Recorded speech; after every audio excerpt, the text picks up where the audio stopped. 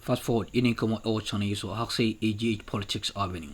Podcast also training because make headlines. Ne jemre na EDB exomo e wa say ni dem ni ahobraxie mo message say ene EDD kan ya obetima subscribe to the channel e de amame. Hit notification bell no so share na for front so answer into enkabi. Ene dem ni ahobraxie mo message say ene yemo embra ensemo. Ye ko yensemo na eye MPP amayeko no etimi akoye balloting na yenya eye Canada Japan say ono ena itimi occupy a topmost position or the number 1 ena Bawumia and so the number 3 omumi no ne yebeka ho asem so far na chama Wontumi etimi edit nano etimi ato Bawumia ne position Wontumi occupy no or say number 3 a lucky number the sentinel Bawumia wafa bana wie anya asem koto akra na chama Wontumi Eulogize na wankofi krambu ena one Bawumia in team eja ekohyiema jubility about number 3 na wode na no disem so eto edwa ho behia se esi ho de yeko ene de ba AGH Politics Avenue. Party harmony ahead of the crucial elections. Take a look. All MPP needs is unity. Let's come together, work together, listen to each other, and be each other's keeper. That's what we need now. Without that, we can't be anywhere. All MPP needs is unity. Let's come together, work together, listen to each other, and be each other's keeper. That's what we need now. Without that, we can't be anywhere. Well, these are the 5 who were cleared by the vetting committee to do the balloting earlier today. With the positions, as we do know, we're going to just recall them just for the uninitiated. If you don't know about it, Dr. Mahama Bawumia, for Vice President, the NPP's candidate for the 2024 elections. Dr. Addo, former Education Minister. He was Deputy Education Minister at some point as well, as we saw it. We also have Brian Achampong, and then also we have in here that is Engineer Kwabena Ejapong, and finally Kennedy Ohene Ejapong, who, after the balloting today, came tops. In fact, he picked number 1. But this is not the first time he's occupied this position, at least for the flagship of the NPP. Well, this is it. Let's put it on the screen right now. After the balloting today, this was the outcome. Kennedy Ejapong will be number 1 on the ballot paper on January 31. Dr. Brian Achampong, former Great Minister, the Abetifi Member of Parliament, number 2. Dr. Mahama Bawumia, former Vice President, former flag bearer of the NPP in the 2024 elections, number 3. Dr. Yawase Duchim, former Education and Deputy Education Minister, number 4. And Engineer Kwabena Ejapong, a former General Secretary of the party, also number 5.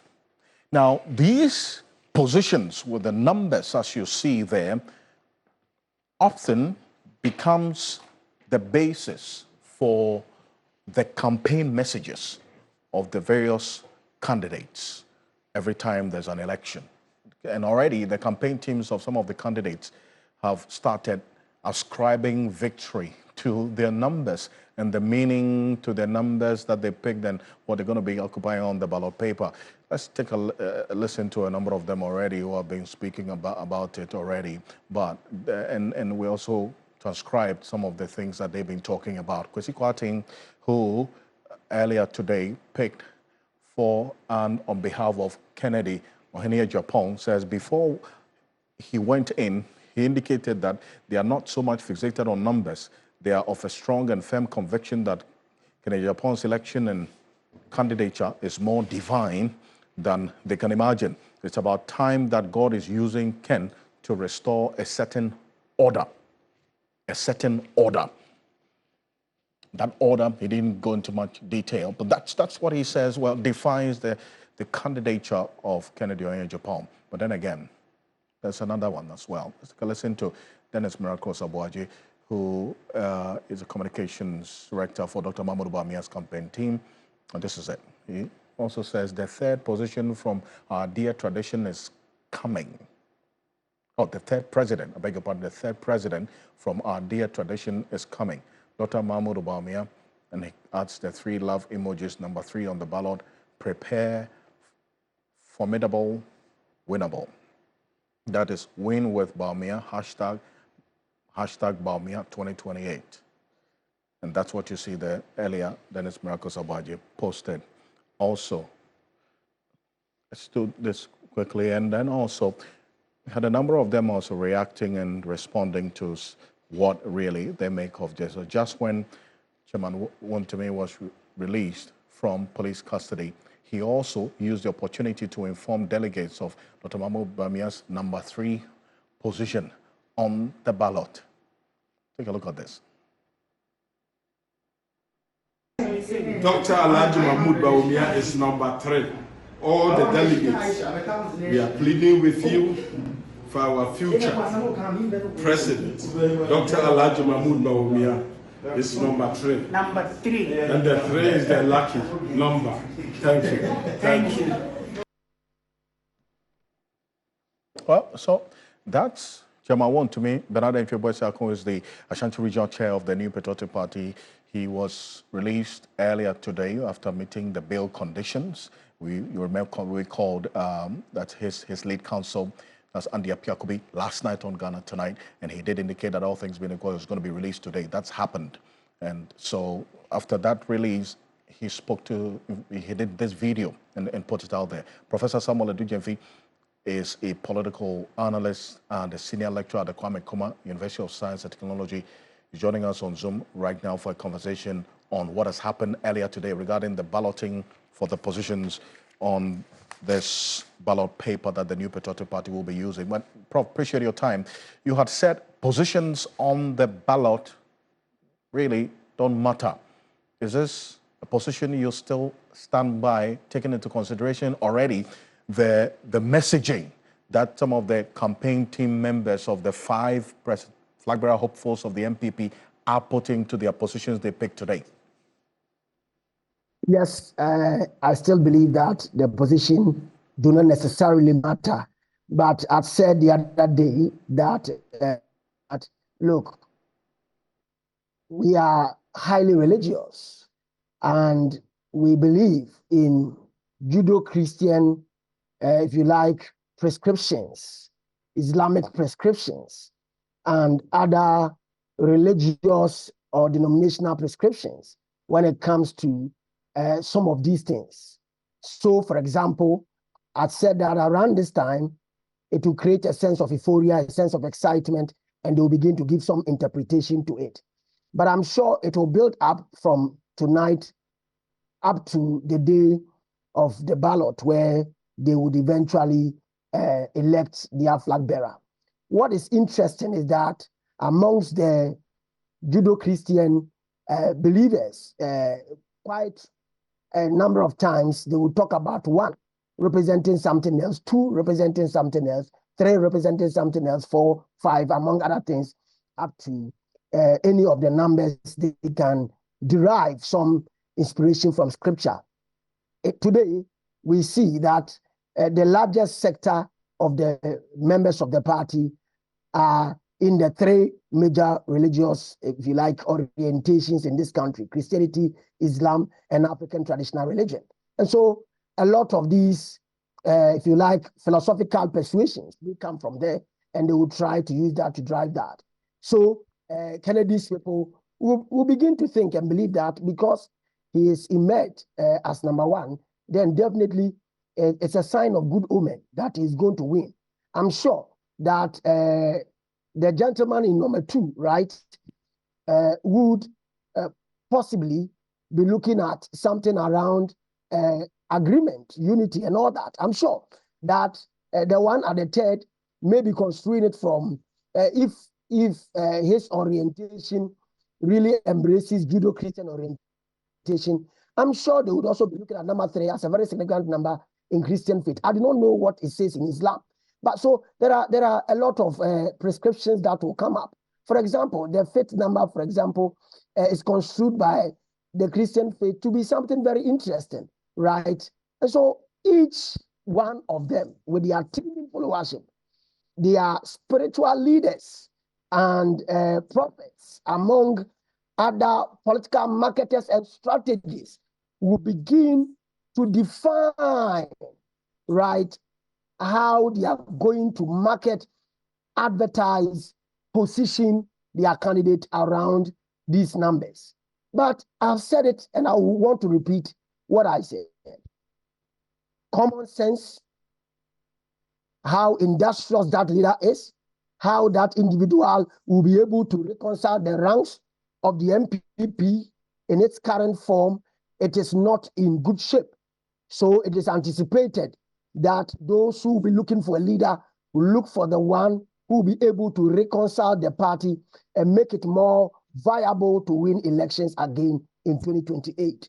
So the science of politics, the common sense of politics, the ideas of politics would define the broader, if you like, spectrum of this discussion. And it will not only be anchored on these numbers. It is important to also, for us to appreciate how telepathic this would be, the numbers, the political strategy, and how marketable the individual candidates are. I mean, having the potential to serve as a basis upon which this electoral college will cease to make a determination. But it will not just be based on a certain shady and whimsical reasons, but rather a more nuanced and scientific reasons. Above all, I'm of the view that they would also have to be interested in the individual who would have not only party at heart, but also the nation at heart, because Ghanaians know that a flag bearer of the MPP is equally a potential president, and they would want that individual they can trust, whose words can be reliable, and who would be able to even whip up the national sentiment for development and for growth. And beyond the religious meanings people may ascribe to, which you have clearly elucidated, is it also not the case that some positions on the ballot paper make a candidate more visible and accessible than others? I mean, from your perspective.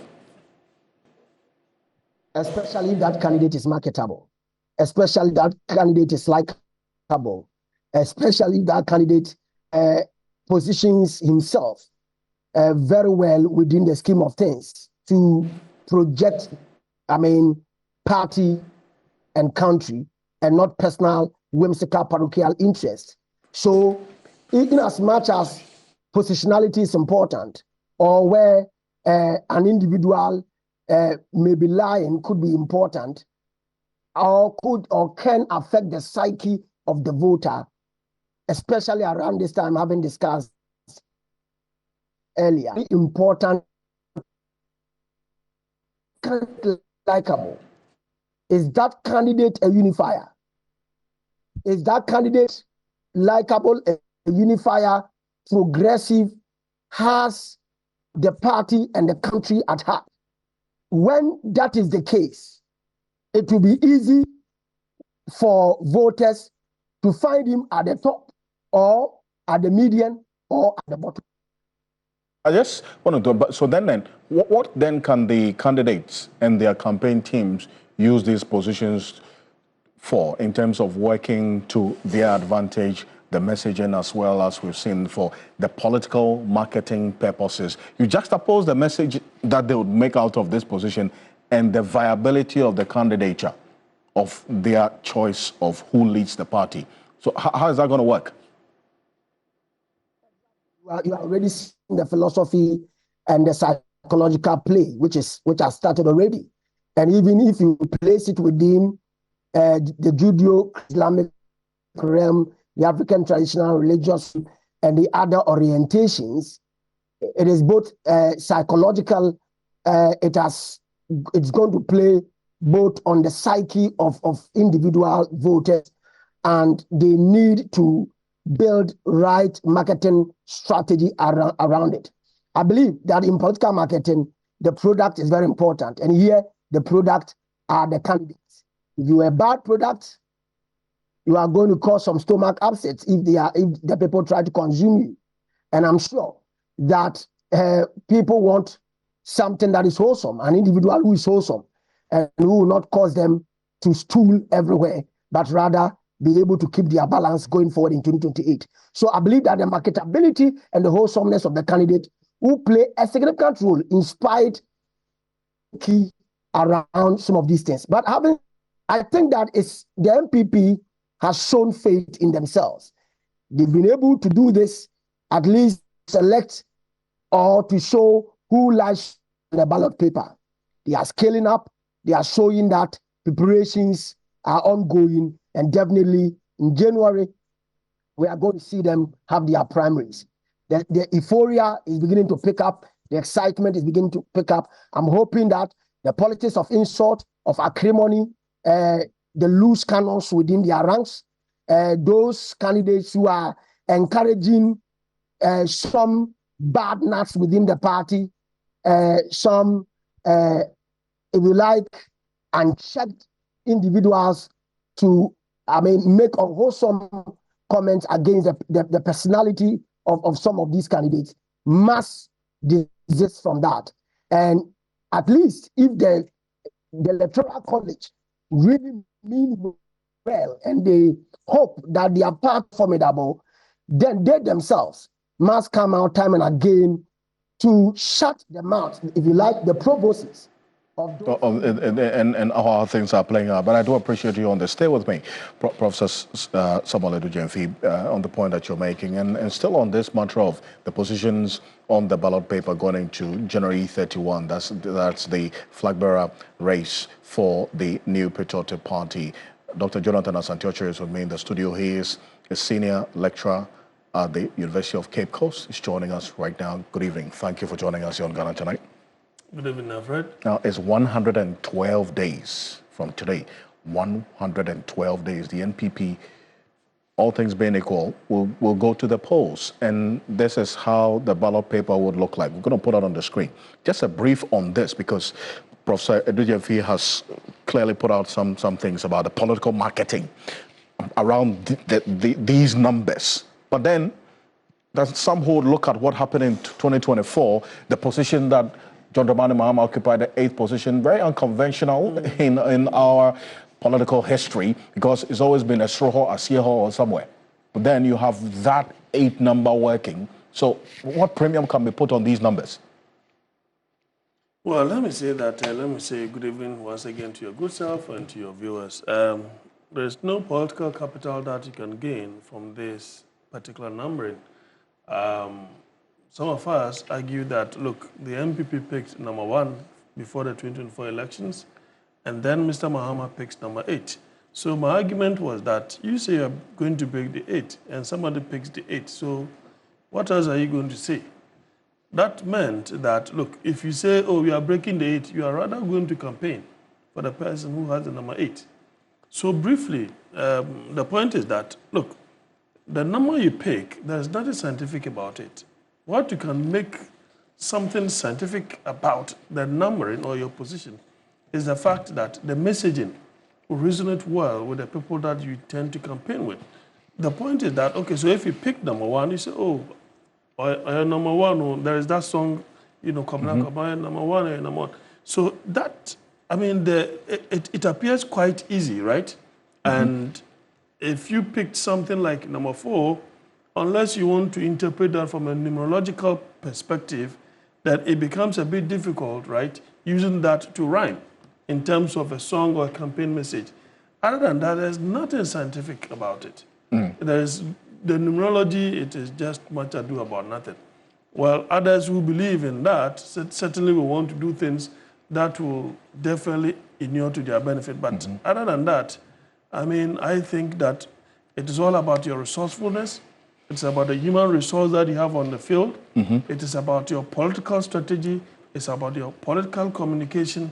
It's about latching on the disadvantage, right, of your opponent. Yeah. These are the most important things when it comes to, political campaigning and messaging. and so on and so forth. I see. Thank you for this. Let's still stay a bit further on this, the flag bearership race for the NPP, maybe beyond the balloting that took place earlier today. There's another issue. Prior to today, was a conversation about the 4 million development fee and whether or not persons who had not paid that would be allowed to go through. Yes. What did we see today? Kwabena Japan, there's no clear indication of whether he is paid or not. But prior to today, at least, yesterday, a member of his campaign team did indicate that he had not fulfilled that requirement or the payment of that 4 million development fee. That's coming up next because former Speaker of Parliament, Professor Aaron Michael Quay, has stated that the exorbitant fee being demanded from the intended flag bearers of the NPP is a suicidal pathway and must be avoided. Now, a stalwart of the party is saying that election was not or is not an auction and the political party could. We answer who team course or channel so Mamma was so Jimre or had a sense of wadi, and you don't be Edomania, you be saying issue.